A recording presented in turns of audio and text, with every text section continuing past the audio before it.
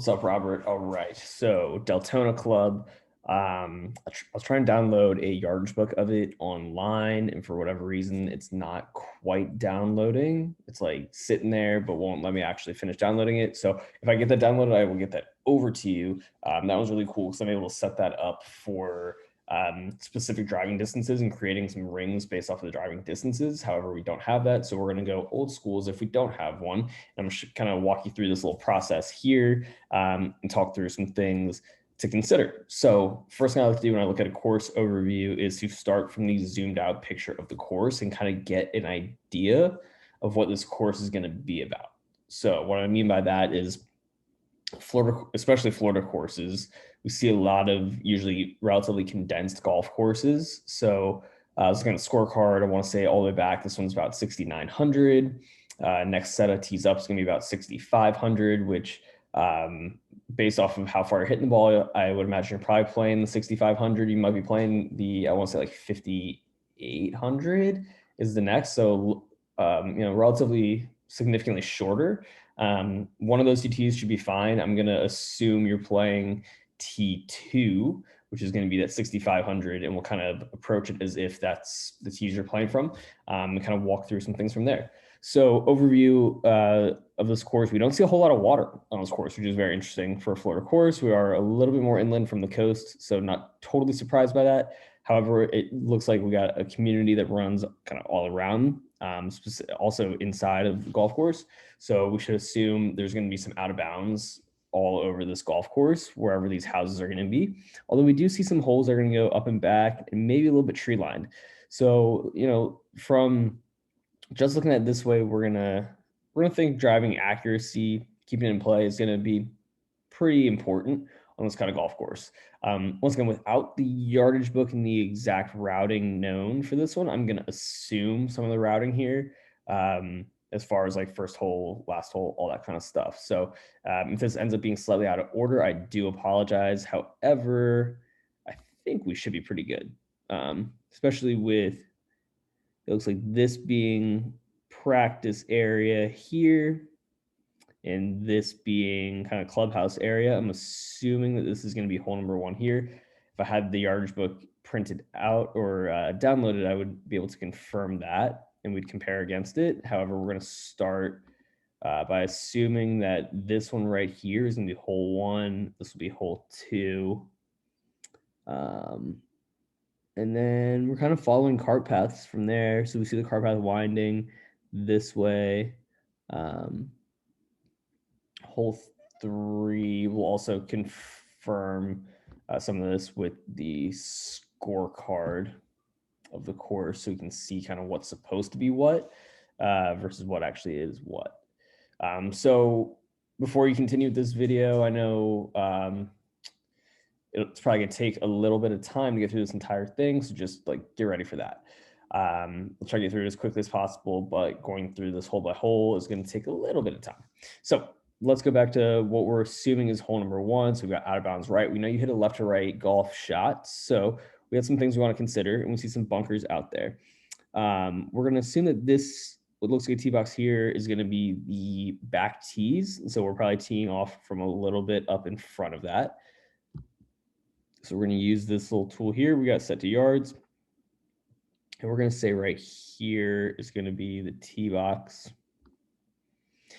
And so the 3 distances off the tee I'm going to be looking at are going to be driver, which we've got in the 235 to 250 range, fairway wood about 235.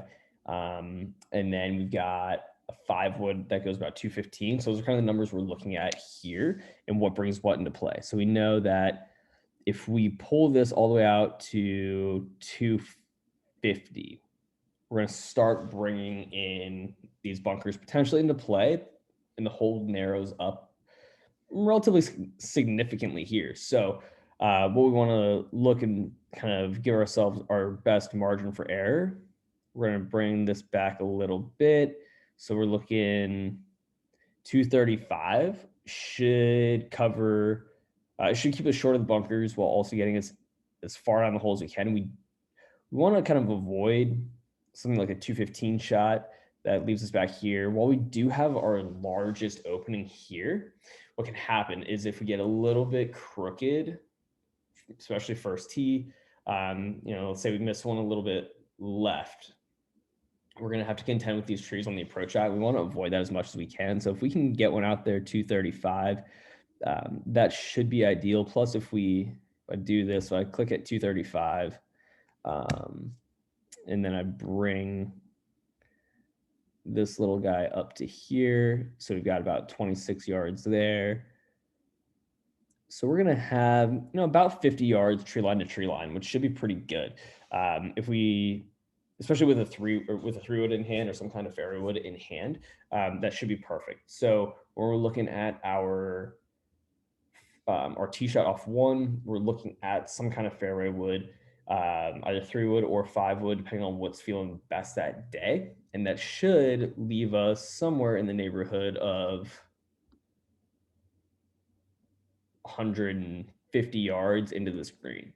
And if we do a little bit more zooming in, we get down a little bit closer to the green, we are going to see that this green is going to shape left. It's going to kind of angle itself left to right. Do we have a course designer for this course? Without being on it, it's always good to know some background info on these courses. Bobby Weed. So I don't know much about Bobby Weed's kind of architectural style, but something we do want to consider is where we're kind of bringing the shot into the green. So 150 yards, we've got tons of room left. Can't really afford to go long without knowing the course. We always want to err on the side of a little bit shorter into these approaches versus a little bit longer. Rule of thumb is the green is probably going to slope back to front if we don't know. However, we just want to keep some stuff in mind. So from that fairway, what we're really looking at is what's the number to the middle of the green. That will cover this first bunker if we happen to miss one right. But also we want to err towards the side, to the left side of this green here. That way, if we don't hit it perfectly, we have a good angle to work with, kind of working up this way through the green, versus if we hit one a little bit short and maybe the pin's front right, now we're dealing with a little bit of a short-sided chip. Same kind of thing. Maybe we hit one a little bit long, pins in the back. Now we're kind of dealing with this awkward angle here. Typically, if we're going to miss somewhere in this kind of front left area, that'll give us some decent room to chip up this green. And it's probably going to be sloped a bit back to front, as I mentioned. So we should have our best chance of success to get up and down from this area if we should need to. Obviously, the goal is to hit the green. So first hole, we're looking at 3 wood off the tee. If 3 wood's not feeling great when you're warming up, then 5 wood. And that should leave us about 150 yards in. And we should definitely be looking at working that ball left to right into the green, which is your standard shot shape. We should be looking at left to right in that green, and that should be perfect as long as we're playing the middle of the green number. Next hole we're going to look at is going to be what I'm assuming is hole number 2. That goes over here. And then we're going to say that this is probably the tee box here. And probably shared tee box with the back tees. And then we'll just keep using the same tool here. So to cover this bunker, obviously, right, we got trees in the way there. We have 230 yards to cover that bunker. We've got 250 yards to this tree here.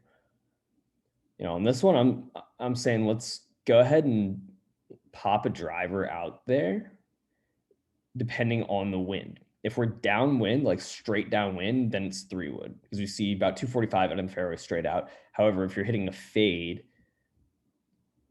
that'll give us plenty of room for that ball to fade, kind of go potentially slightly out of view with these trees, but it will definitely cover. Whereas if we hit a 3 wood, maybe we block a 3 wood right, or 3 wood gets moving left to right, given that it goes 235 with maybe a bit of a high fade to it, it may not cover that full distance. So I'm saying let's go ahead and rip driver, let it do its thing. This hole sets up perfectly. That should put you somewhere out here in the fairway. And then that's going to give us 110, 120 yards into this green. Green pretty face on as well. Um, we got this little neck of the green here, maybe a potential false front there. Can't really tell without being on that green. But 120 yards should be a nice controlled smooth wedge in there of some kind, maybe a flighted 9-iron. And once again, standard shot shape there. Your best odds of getting up and down are probably going to be from this front right area. So, worst case scenario, front right area should be totally fine. So we're hitting driver off the tee and then just, hitting a smooth shot into that green with room to miss on the front right side of things. I'm going to zoom out a touch so I can locate the next holes. If we follow the cart path, it looks like the next hole is going to be a par 3. Tee box is here, green's here. Let's confirm that. Yep, par 3. All right, so next hole is going to be a par 3. Back tee's probably going to be here. Next set's probably going to be somewhere around here. All right, so yep, somewhere like the 160, 170 range is kind of what we're looking at for our tee shot. Looks pretty standard, basic of a hole. If we're looking at airing between clubs, I'm saying let's definitely play like center of the green number. We definitely don't want to be long in this bunker. Like that's going to be a no-go zone. You don't want to be back there trying to get that up and down, especially without knowing the greens. Probably going to be a back to front sloping green, and we definitely don't want to be hitting a bunker shot in that scenario. Most of these greens, you'll be able to kind of tell, like, my best spot to miss is always, if I'm going to be missing, chipping off of fairway. We're going to have the most control. So if we're kind of between clubs, I would probably go with the shorter one and air towards the front side of the green, or even this front area they're chipping from, which is like a 140-yard shot. That, once again, it's going to give us our best success of an up and down. It's going to probably give us the most options as far as chips go, because we're going to be right up the gut of the green, hitting straight into it, given the way it's angled. That'll probably be the easiest way to get up and down, and we definitely don't want to go long. So hole 3, we're not going long. Play center of the green, and if you're in between clubs, let's go with the shorter one. I'd rather see you short here, chipping, getting up and down, than long here, and then we're just hoping to damage control a bogey out of it. So then we'll go to what should be hole 4 if we follow the cart path, which will be right here. And hole 4, we've got the hardest hole on the course. We got a relatively long par 4, so let me zoom out a touch. It looks like we have some trees and houses along the right-hand side, which are probably going to be out of bounds, would be my guess. Pull this up a little bit. And this will probably be our tee box, I would imagine. So this hole here, 450 yards. Yeah, I mean, if we can get this down in 4, fantastic. Otherwise, let's approach this mentally as probably a par 5, see what we can get on it. Tee shot is going to start off a little bit narrow. However, it does widen up in this 235 range. If we can get out to 250, we start bringing these bunkers left and right into play potentially. So I'm thinking 3-wood again. 235, that puts us right here in the widest part of the fairway. It gives us this room left if we happen to hit one left. We do have the stuff all along the right. I don't know how tall these trees are, right? This is assuming hitting it straight down that way. If we're playing for a little bit of a fade, we might be trying to burn the edges of this first cluster of trees here, let that thing fade back. But 235 is going to put us in the middle of the fairway. It's going to give us, a relatively long shot from there in, somewhere in the, 180 to 200 range.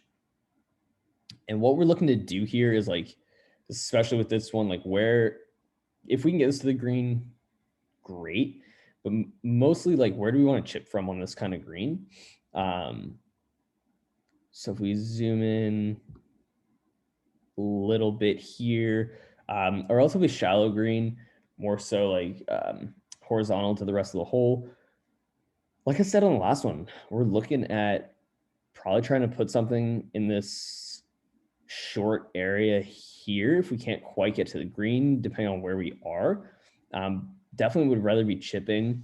You can see some different contours of this green. I'm assuming these light portions are going to be more elevated. And I would imagine on a given day, they're probably putting pins more towards the middle of this green on such a difficult hole. So if we put something here just short, 170, 180, 190 yard shot, we have this really nice juicy area of the green that we'll be able to chip into. If you're able to get it all the way there, fantastic. That's obviously main priority. But people are playing with my laugh at you and say, why are you hitting a 3-wood on this hole? It gets really narrow right here.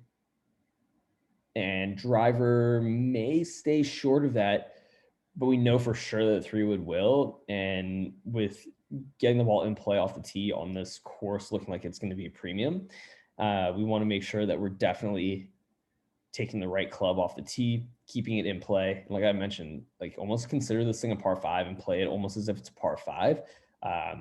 Let's get our 5 and get on with it. If we can get a 4, fantastic, but let's keep it in play.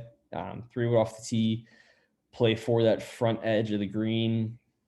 If you can get it all the way there, great. But once again, if you're in between clubs, let's definitely say take the shorter club and leave this thing down here, especially when we look at what I mentioned about what looks like these contours on the green. If these are elevated areas here, here, here, and here, these kind of lighter areas, and this is a more depressed of an area, everything is going to kind of funnel down into this area. And I'm assuming they're probably putting most pins in this area. However, let's say you decide to take a lecture club, go long, and they actually have the pin, let's say on this portion here, and we hit it a little bit deep. It's going to be tough to keep a ball up there, chipping from behind the green. Chipping from below it, much easier, probably going up a slope, can get a little bit more control, a little bit more spin. So, err on the side of a bit shorter on this hole here. Next, we are going to go to our par 5, I believe is next hole, par 5, 5th. So it appears that's a green, so that's not going to be a par 5. That's too short to be a par 5, so I'm assuming follow the cart path. It'll be this one here. That looks a little bit short. So it's probably going to be actually this one that comes straight back. Let's look and see if we can confirm that. Let me zoom out here. This is where it's nice to have a yardage book to be able to confirm kind of what we're seeing. But it looks like we've got similar length of hole. So let's see what the next hole after is, or when the next par 3 is. So we've got par 5, par 4, hole 9 is going to be par 3. Okay.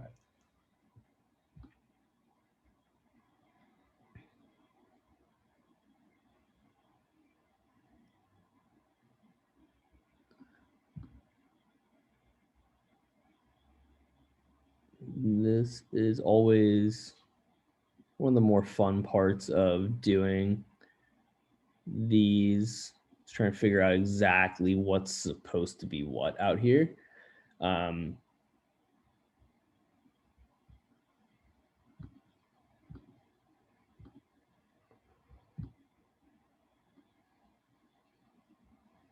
Yeah, it looks like that should be.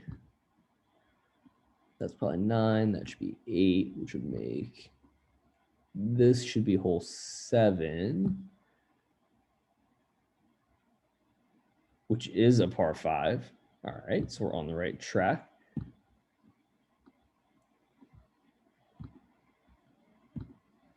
So it should be hole 7.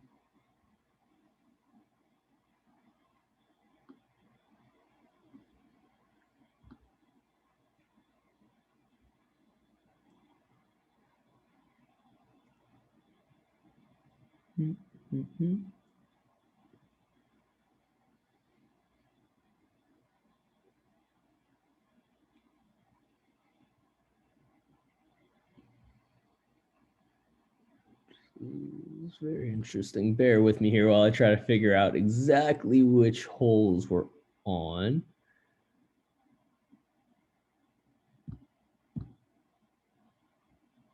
So we did hole 4, 5, 6.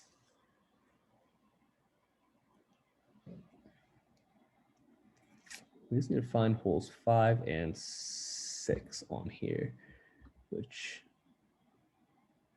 wondering.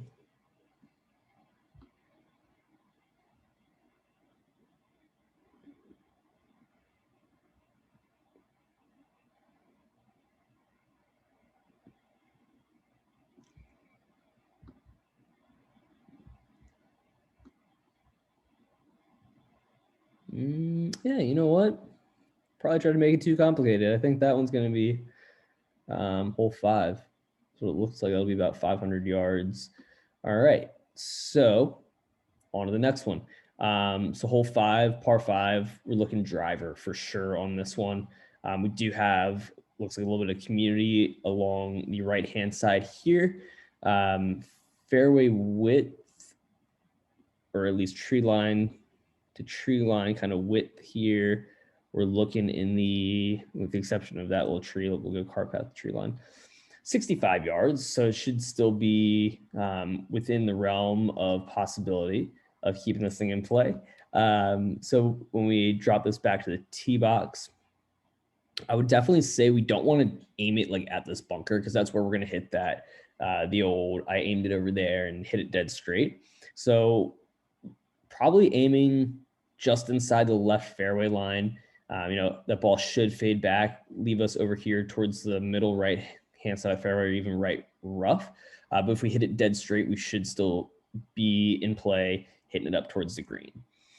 From there, we're looking at a couple things. So it looks like if we hit 250, we should have about 170 to this bunker straight in front of us, or 190, 195 to cover it. It does get narrow up in here. So, if this is me playing the golf course, I'm trying to get this thing up as close to the green as I possibly can. That being said, 190 yards, I'm probably going to hit a 6-iron to be able to cover that very easily. And if I miss it right, I'm in this little bunker here. However, it looks like there's like a tree or something in this bunker. We definitely don't want to be around that. So, let's drive off the tee. Let's probably hit something about 150 down there, get it to the end of the fairway, and then throw a little wedge up here onto the green. Definitely want to come in more from this left-hand side over here, and we don't want to hit it much more than probably 145, 150 yards, because that starts to bring a few more things into play. So 140, 150 yards on the layup, and then we're going to approach into the green. And that's how we're going to play hole number 5. And then if we go out to hole 6, we got par 4. Not crazy long, it doesn't look like. We're going to say that's probably the tips. So we're going to be probably on this box here. And then, all right, so we got these little clusters of bunkers here on the left at about 245, 250. We do have some decent width as far as the kind of tree line to tree line goes out here at 250. So we need to weigh some options. You hit a left to right golf ball. So hitting one over here is probably unlikely for 250 yards, right? Especially because we have this tree back here near the tee box. Like, we can't aim much more left than the bunkers. If we have the tees slightly up, it does, or slightly more to the right, it gives us a little bit more of a barrier. But if we look here, about 235, we're still bringing in some stuff into play. If we drop all the way back to 215, we definitely have the most room there. And then that gives us 180 yards in. However, it's a little bit longer than I would like. So We also have some, like I said, some decent width in the 150 range. If we go like bunker to edge, we got close to 60 yards. So a little bit tight, but I think this is one where we get after it. We hit driver, get confident, and try to put one down there. This should play well, especially given that we have this little bit of a cove over here to the right. So it should play well for that fade. We're going to hit driver, green. You know, looks like we have some raised edges of the green. And we want to probably play this thing, 5 yards, 10 yards onto the green is going to be preferred as far as our number goes. A little bit short right should be totally fine. Short left, long right don't look super great. So, when in doubt, middle of the green. If you're getting a little bit more precise with things, probably 5, maybe 8 yards on the green is going to be ideal. But straight at this thing, we don't need to worry about like missing on either side of it. Straight at it. If we can miss it just short, that's totally fine. Easy up and down, and let's get on with it. And then if we hit driver, we're looking at probably 150, 160 in the middle of the green. All right. So hole 6, we're going driver and then taking that green straight on. From there, I believe this is where we have hole 7, which is going to be another par 5, but a bit shorter, 480.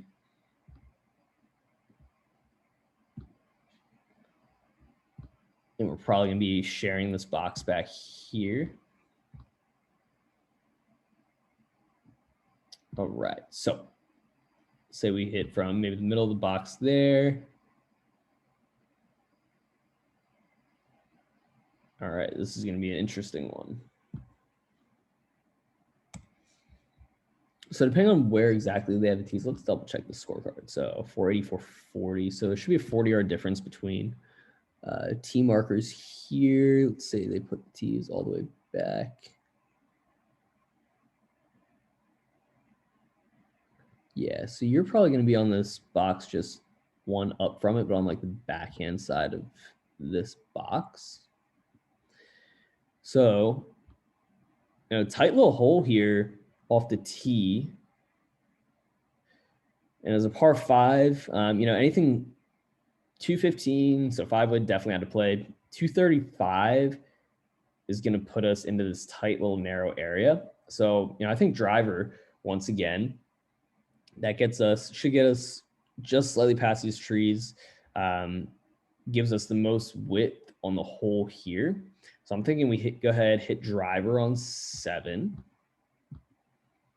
And then from there, as we're approaching the green after hitting driver on 7, probably looking, might have that tee box just slightly off. But we should be looking in like the 170 to 200 range. It seems relatively short, so I might use the wrong box there. But you have this room along the left-hand side. Either way, it looks like driver is going to get us past this bunker here, which is what we want. If you get out there on the course, you laser it, and that bunker is like 250, anywhere from 235 to 250. I think we can even look at like 5-wood iron, lay it back here, hit another one down this way, and then get yourself 100 yards in, which may be a good play. But for now, let's plan driver. On approach, short and right of the green looks like it's going to be ideal. That'll give us the most room to chip, get this thing close, get a birdie, get a par, and get on to the next hole, which is going to be a little bit shorter of a par 4.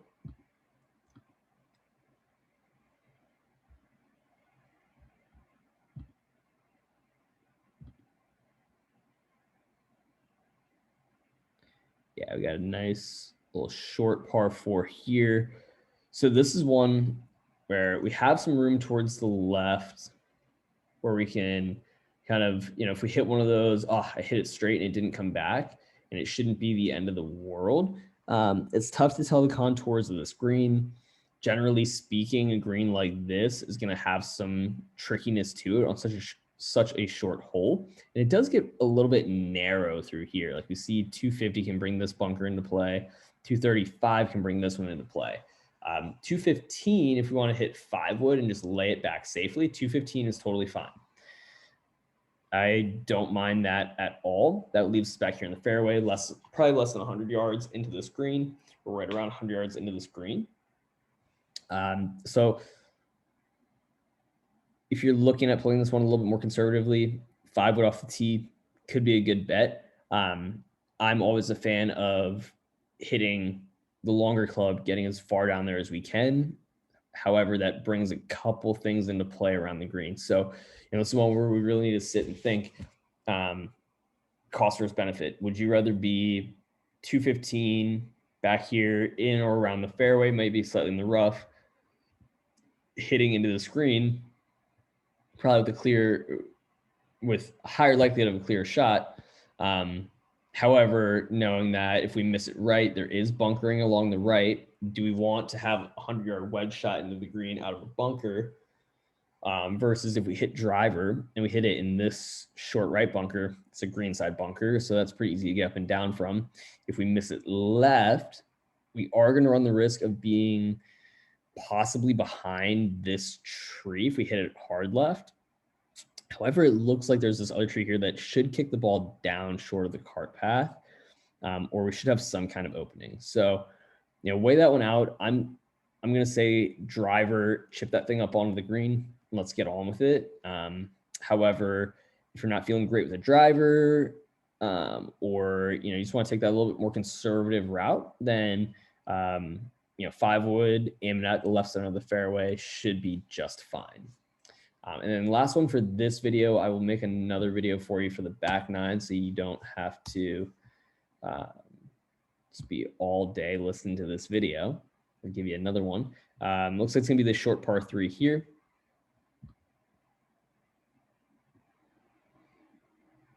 Which is a pretty shallow green. So our main thing on this hole is going to be, looks like we got false front here, and then everything else is pretty elevated. Yeah, we just want to kind of play for middle of the green here, whatever is going to get us past this bunker, which will also cover this false front. So whatever that club ends up being, that's kind of our minimum number. If we do miss anywhere on this one, probably short is going to be quite all right. I know it's got a false front that we're going to have to chip up over, but I would likely rather be there than given what are probably going to be some challenging aspects of this green. If we're missing over to the right, if we're missing long in these bunkers, probably chipping downhill. So, something in this region here should be totally fine. But let's say, as far as numbers go, let's pick something that's going to cover this front bunker. All right, so that'll be it for this video. I'll make another one for the back 9 for you. And let me know if you have any questions.